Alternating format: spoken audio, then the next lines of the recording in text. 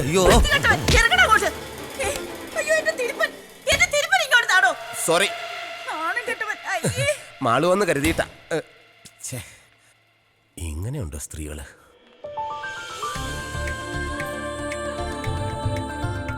മാളു, നീ ഡ്രസ്സിംഗ് റൂമിലുണ്ടെന്ന് കരുതി ഞാൻ അതിനകത്ത് നിന്ന് കയറി. ഞാനില്ലാന്ന് അറിഞ്ഞോണ്ട് കയറിയതല്ലേ? അതെ, എങ്ങനെ മനസ്സിലായി? ഈ സ്വഭാവം എനിക്ക് അറിയില്ലേ. പിന്നെ ഇന്ന് വൈകുന്നേരം റെഡി ആയിട്ടിരുന്നോ? ഒരു കിടിലം പർച്ചേസ് ഉണ്ട് എന്റെ വക. അപ്പൊ എന്നെ വീട്ടിൽ കൊണ്ടുവിടുന്നില്ലേ? ഇന്ന് നീ ഒറ്റയ്ക്ക് പോയാ മതി. എനിക്ക് കൊറിയർ ഓഫീസിലെത്താൻ സമയമായി. Okay bye. കല്യാണം ഒന്ന് കഴിഞ്ഞോട്ടെ. ഓക്കെ, കല്യാണം കഴിയട്ടെ.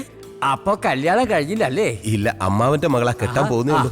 മോനെ, ഒരു ഉപദേശം തരാം. എന്താ? ഈ വിവാഹം എന്ന് പറയുന്നത് ഒരു KSRTC ബസ് പോലെയാ. അതായത് പുറത്ത് നിൽക്കുന്നവർക്ക് അകത്തോട്ട് ഉന്തി തള്ളി കയറിയാ മതിയെന്നാ.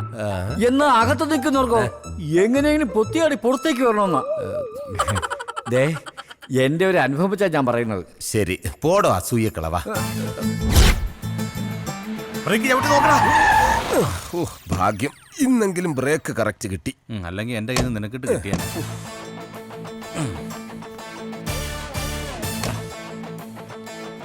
Good morning. Good morning. വെറുതെ നിൽക്കണോ?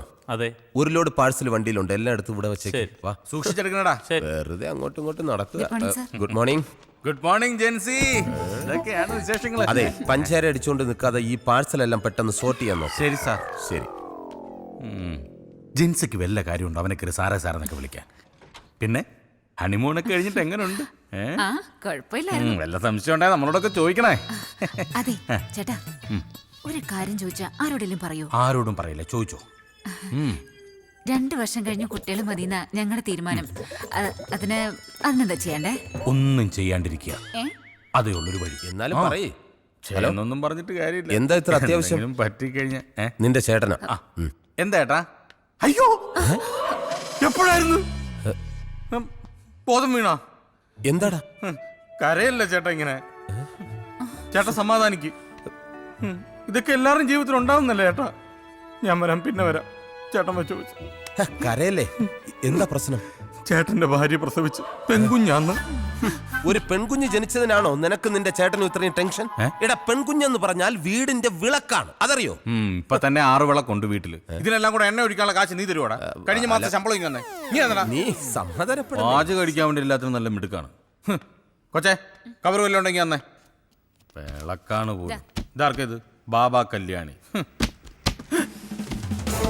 ബാബാ കല്യാണി, ബാബാ കല്യാണി. സ്വാമി ശരണം. അതെ, ഇത് ജെന്റിൽമാനാ, ഇവൻ കൊണ്ട് കൊടുത്തോളൂ. പ്രിൻസേ, ഇതുകൊണ്ട് പോയി പുറത്ത് കളഞ്ഞേ. ഇതാരടി തെങ്ങന്തയൊക്കെ കൊറിയറിൽ അയച്ചത്? തേങ്ങയായിട്ട് അയച്ചതാന്നേ. മേൽവിലാസം കറക്റ്റ് അല്ലാത്തതുകൊണ്ട് ഇതിനകത്ത് കിടന്ന് മുളച്ചതാ. ഇനിയുണ്ട് ഒരു 10-16 എണ്ണം. ഇതെല്ലാം എടുത്ത് മാറ്റിയില്ലെങ്കിലേ കൊറിയർ ഓഫീസ് തെങ്ങും തോപ്പായിട്ട് മാറും. ഇനിയെങ്കിലും നീ കറക്റ്റ് ആയിട്ട് അഡ്രസ് നോക്കി കസ്റ്റമർക്ക് സാധനം കൊടുക്കാൻ നോക്കേ. പോവല്ലേ ഞാൻ എപ്പം നോക്കിയാലും പോവല്ലേ. പെമ്പിള്ളാറെ വല്ലതും ഉണ്ടെങ്കിൽ ഒരെണ്ണം എടുത്ത് തന്നെ. എനിക്ക് മനസ്സിലായി. Ramani KP charms beauty parlour. Ramani KP charms beauty parlour. Charms beauty പാർലറിലെ Ramani KP. Come follow me, follow me.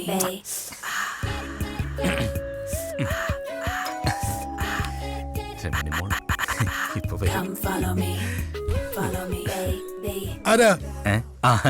ഞാൻ കൊറിയന്നാ. കണ്ടിട്ട് ആഫ്രിക്കയിൽ നിന്നാണെന്ന് കരുതി. കൊറിയല്ല, കൊറിയർ സർവീസ് കേട്ടിട്ടില്ലേ? Super fast courier. ഒരു കവർ ഉണ്ടായിരുന്നു. ഇങ്ങനെ തന്നേക്കും. സാറിനല്ല, പിന്നെ മാഡത്തിനാ. മേഡമോ? രമണി മാഡത്തിന്. രമണി മേഡമല്ല, മാനാ ഈ ഞാൻ. അയ്യേ, അതെങ്ങനാ ശരിയാവുന്നത്?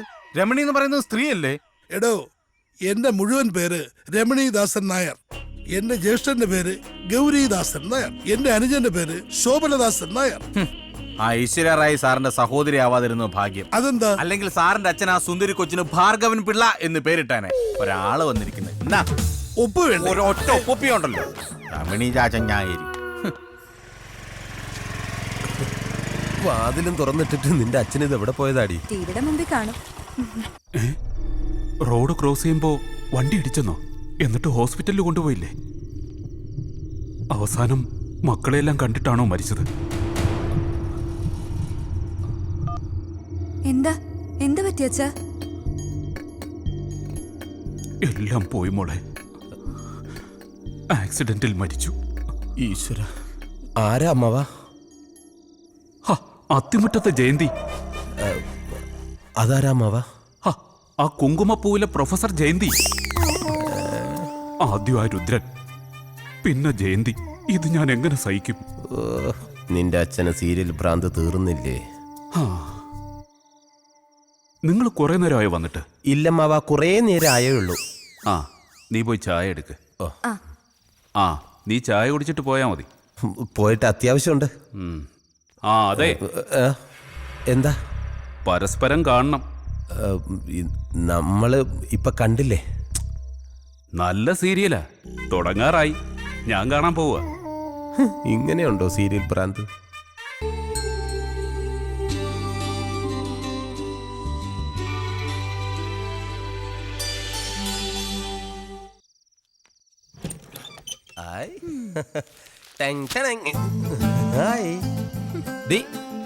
നിങ്ങൾക്ക് എല്ലാവർക്കും ഉള്ള ഡ്രസ് ഇത് പിടിച്ചേ. ഈ ഏട്ടന് ഇത്തിരി നേരത്തെ വന്നൂടെ? എടി, നേരത്തെ വന്നാ ഇത്രയും സാധനങ്ങൾ നിനക്ക് വാങ്ങാൻ പറ്റൂ? ആ, ഇവിടെ ആർക്കൊന്നും അറിയില്ലെന്നാ വിചാരം. അല്ല, മാളി ചേച്ചി എന്ത് പറഞ്ഞു? നിന്റെ നാവിന്റെ നീളം അല്പം കുറയ്ക്കാൻ പറഞ്ഞു. അവിടെ ചെന്ന് ഇത്രയും നേരം അടയിരിക്കാതെ നിനക്ക് ആ പെണ്ണിനെ ഇങ്ങ് വിളിച്ചോണ്ട് വന്നൂടെ? ആ, ആഗ്രഹമില്ലാഞ്ഞിട്ടല്ല. ആദ്യം ഇവളെ നല്ലൊരുത്തന്റെ കൂടെ പറഞ്ഞയക്കട്ടെ. നടന്നത് തന്നെ. വിമലേച്ചിയുടെ കല്യാണം നടത്തിയുടെ കടം ഇതുവരെ തീർന്നിട്ടില്ല. ഒക്കെ നടക്കൂടി. പിന്നെ ഇതെന്തിനാ പാതിരാത്രി ബാങ്ക് വിളിക്കുന്നത്? ഇത് വാങ്കുവിളിയല്ല, നിന്റെ പുന്നാര അളിയന്റെ നിലവിളിയാ. സദാസമയം പാർട്ടി പ്രവർത്തനം അല്ലേ? ഏതോ സമരത്തിന് പോയി തല്ലും കൊണ്ടോണ്ട് വന്നിരിക്കുക. ആവി പിടിക്കുന്നതിന്റെ ബഹളം ആ കേക്കുന്നേ. നിങ്ങൾക്കൊന്നും ഉറക്കൂല്ലേ രാത്രി? പാതിരാത്രി ഇങ്ങനെ കുരവേട്ടുകൊണ്ടിരുന്നാൽ എങ്ങനെയാളിയാ വീട്ടിലുള്ളവർ ഉറങ്ങുന്നേ? അളിയനിത് എന്ത് പറ്റിയതാ? ആണവ കരാറിനെതിരെ നമ്മുടെ പാർട്ടിക്ക് വേണ്ടി ഒരു കലക്ടറേറ്റ് വളയലുണ്ടായിരുന്നു. എന്നിട്ട് അളിയനാണല്ലോ വളഞ്ഞിരിക്കുന്നത് പാർട്ടി ചിഹ്നം പോലെ. ഇപ്പോഴാടി നിന്റെ ഭർത്താവിന്റെ പേരിനൊരർത്ഥം വെച്ചത്. എന്ത്? TK പ്രഭാകരൻ, തല്ലുകൊള്ളി പ്രഭാകരൻ. ശവത്തി കുത്താതളിയ. അല്ല, ഇനി അടുത്ത സമയത്തെങ്ങാനും സെക്രട്ടേറിയറ്റ് വളയാൻ പോകുന്നുണ്ടോ? ഉണ്ട്. ഡേറ്റ് ഫിക്സ് ചെയ്തിട്ടില്ല. ഫിക്സ് ചെയ്തിട്ട് നേരത്തെ അറിയിക്കണം. എന്തിനാ? ഒരു വളഞ്ഞ ശവപ്പെട്ടി മേടിച്ചു വെക്കാനാ. അളിയ, എന്റെ പൊന്നളിയ, അളിയൻ ഇങ്ങനെ വളഞ്ഞ് എന്റെ പെങ്ങളെ വിധവയാക്കരുത്. പാർട്ടി പ്രവർത്തനം വെറുതെ തല്ലുള്ള. എടേ, നമുക്ക് പോയി കിടന്ന് ഉറങ്ങാൻ നോക്കും മനുഷ്യ. നാട്ടുകാരുടെ തല്ലും കൊണ്ട് വന്നിരിക്കുന്നു. ഇനി ഉറക്കം മാത്രം നടക്കൂ. നാളെ തല്ലുകൊള്ളാൻ നോക്കണം. എന്ത് പറ്റിയളിയാ? ഒന്നുമില്ലളിയാ.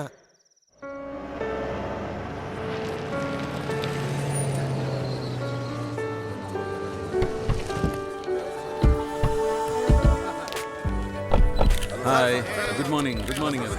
ഹായ്. ഓക്കെ. നിങ്ങൾ കാണിക്കുന്ന സ്നേഹത്തിനും സഹകരണത്തിനും എല്ലാം നന്ദി. ഇപ്പൊ ഒന്നും പറയാൻ നിർവാഹമില്ല. സമയം വരുമ്പോൾ ഞാൻ തന്നെ നിങ്ങളെ വിളിച്ച് എല്ലാം പറയാം കേട്ടോ.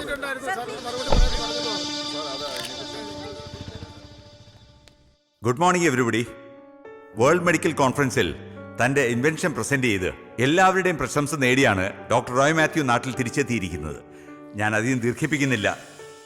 തന്റെ ഇൻവെൻഷന്റെ വിശദാംശങ്ങൾ പ്രസന്റ് ചെയ്യുന്നതിനായി ഞാൻ അദ്ദേഹത്തെ ആദരപൂർവ്വം ക്ഷണിച്ചുകൊള്ളുന്നു. Honorable President Dr. Mahesh, All India Research Scientist Advo Committee President Dr. George Koshi, our delegates, my dear friends. I feel so proud and glad to be here in front of you because കഴിഞ്ഞ 12 വർഷത്തെ എൻ്റെ പരിശ്രമത്തിന് ഫലമുണ്ടായിരിക്കുന്നു. മനുഷ്യ ചരിത്രത്തിൽ ഇന്നുവരെ ഗർഭം ധരിക്കാനും പ്രസവിക്കാനുമുള്ള കഴിവ് സ്ത്രീകൾക്കാണ് ഉണ്ടായിരുന്നത്. പക്ഷെ ഇനി മുതൽ പുരുഷന്മാർക്കും ഗർഭം ധരിക്കാം, പ്രസവിക്കാം. ലിംഗമാറ്റ ശസ്ത്രക്രിയ നടത്തിയ പുരുഷനായിരിക്കും. That's quite natural doctor Bijoy. അയാൾക്ക് ഗർഭപാത്രം ഉണ്ടല്ലോ. ഞാൻ ഉദ്ദേശിച്ചത് യഥാർത്ഥ പുരുഷനെ കുറിച്ചാണ്. സസ്തനികളായ മുയൽ, കുരങ്ങ് എന്നിവയിൽ നടത്തിയ പരീക്ഷണങ്ങൾ വിജയിച്ചപ്പോഴാണ് മനുഷ്യരിലും ഇത് പരീക്ഷിക്കാം എന്ന നിഗമനത്തിൽ ഞാൻ എത്തിയത്. So I would like to request your kind attention for my presentation.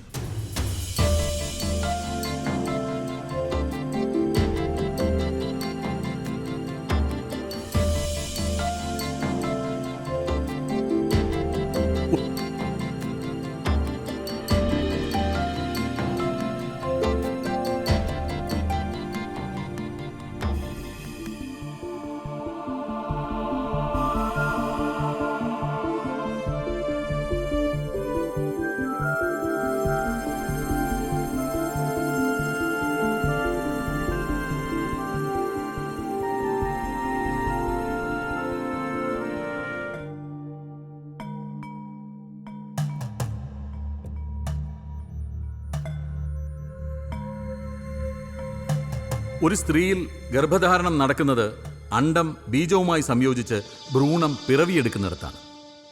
എന്നാൽ പുരുഷന്റെ കാര്യത്തിൽ പെരിറ്റോണിയൽ കാവിറ്റിയിൽ ഭ്രൂണം നിക്ഷേപിക്കപ്പെടുകയാണ്. പെരിറ്റോണിയൽ ക്യാവിറ്റിയിൽ 4 ആഴ്ചയിൽ കൂടുതൽ ഭ്രൂണം വളരില്ലല്ലോ. ആഫ്റ്റർ 4 വീക്സ് അത് പൊട്ടി ഫ്ലൂയിഡായിട്ട് പുറത്തു പോകും. നോർമലി സ്ത്രീകളിലും യൂട്രസിന് പുറത്ത് ചിലപ്പോഴൊക്കെ ഗർഭധാരണം നടക്കുന്നുണ്ടല്ലോ. സി, നമ്മളൊക്കെ MBBS പഠിച്ച കാലഘട്ടത്തിൽ നിന്നും മെഡിക്കൽ സയൻസ് ഒരുപാട് വളർന്നു. As per the new findings 45 weeks, അതായത് 315 ദിവസം വരെ ഭ്രൂണത്തിന് പെരിറ്റോണിയൽ കാവിറ്റിയിൽ വളരാൻ കഴിയും. വിദേശത്തുള്ള അനേകം ശാസ്ത്രജ്ഞന്മാരുടെ മെയിൽ കമ്മ്യൂണിക്കേഷൻ ഡോക്ടർ റോയിയുടെ വാദത്തെ സപ്പോർട്ട് ചെയ്യുന്നുണ്ട്. ബട്ട് ഡോക്ടർ, ഒരു പുരുഷനെങ്ങനെ പ്രസവിക്കാനാവും? Doctor you said the point. പുരുഷന് വജൈന ഇല്ലാത്തതുകൊണ്ട് ഒരു സിസേറിയനിലൂടെ മാത്രമേ നമുക്ക് കുഞ്ഞിനെ പുറത്തെടുക്കാൻ കഴിയൂ. ഡോക്ടർ, ഈ പരീക്ഷണത്തോട് എനിക്കൊട്ട് യോജിക്കാനാവില്ല. We have some ethics. കാലാകാലങ്ങളായി നാം പിന്തുടരുന്ന ആചാരങ്ങൾ. നമുക്കൊരു സംസ്കാരമുണ്ട്. അതെങ്ങനെയാണ് നമ്മുടെ സംസ്കാരത്തിന് എതിരാവുക?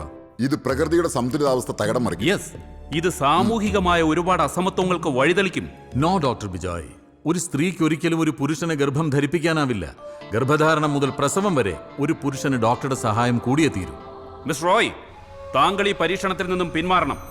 മനുഷ്യവംശത്തോട് കാട്ടുന്ന ഈ കൊടും പാതകത്തെ നമ്മുടെ സംഘടന പിന്തുണയ്ക്കരുതെന്ന് ഞാൻ ആവശ്യപ്പെടുന്നു.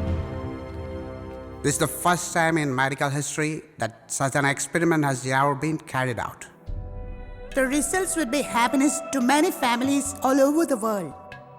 ഡോക്ടർ റോയുടെ കണ്ടുപിടുത്തം അവിശ്വസനീയമാണ്. സാമാന്യ ബുദ്ധിയുള്ളവർക്ക് ഇത് ദഹിക്കില്ല. But it is the truth. ഒരു മലയാളി ഈ പരീക്ഷണത്തിന് മുതിരുമ്പോൾ നമ്മൾ അഭിമാനിക്കണം, കൈയടിച്ച് അഭിനന്ദിക്കണം. മിസ്റ്റർ റോയ്, താങ്കൾക്ക് വൈൻഡപ്പ് ചെയ്യാം. അഭിനന്ദിച്ചവർക്കും വിമർശിച്ചവർക്കും എൻ്റെ നന്ദി. Thank you all. ഇവിടെ ഇരിക്കുന്നവരെല്ലാം അബ്നോർമൽ ആയിപ്പോയി. എല്ലാവരും ഏതോ മായാലോകത്ത്. You are absolutely right doctor Bijoy. Indian ഫിലോസഫിയിൽ പോലും പ്രിഫറൻസ് മായയ്ക്കാണ്. Maya means illusion. ഞാനും നിങ്ങളും എല്ലാം ജീവിക്കുന്നത് ഓരോ മായ കാഴ്ചകളിൽ അഭിരമിച്ചാണ്. Some dreams become true and my research is such a dream. ഷണ്ഡത്വവും വന്ധ്യതയും കാരണം ബുദ്ധിമുട്ട് അനുഭവിക്കുന്നവർക്ക് ഈ മാർഗം വലിയൊരു സഹായമാവും. Finally, I declare that a man could become pregnant and he's able to deliver a healthy offspring. That's all. Thank you. Well done, doctor. Thank you, Dr. Mahesh. അപ്പോ ഇനി വേണ്ടത് ഒരു കാരിയറെയാണ്. യെസ്, മനസ്സുകൊണ്ടും ശരീരം കൊണ്ടും നമ്മുടെ പരീക്ഷണത്തിൽ പങ്കാളിയാവാൻ സന്നദ്ധതയുള്ള ഒരാൾ. പത്രത്തിലൊരു പരസ്യം കൊടുത്താൽ probably will get A suitable carrier. അത് വേണ്ട. ഈ സാമ്പത്തിക ലാഭം മാത്രം നോക്കി വരുന്ന ആരെങ്കിലും ആണെങ്കിലോ? അപ്പോ എന്താ ഒരു വഴി? എന്തെങ്കിലും ഒരു വഴി ഉണ്ടാവും. ഈ പരീക്ഷണത്തിന്റെ തുടക്കം മുതൽ തന്നെ ദൈവത്തിന്റെ അദൃശ്യമായൊരു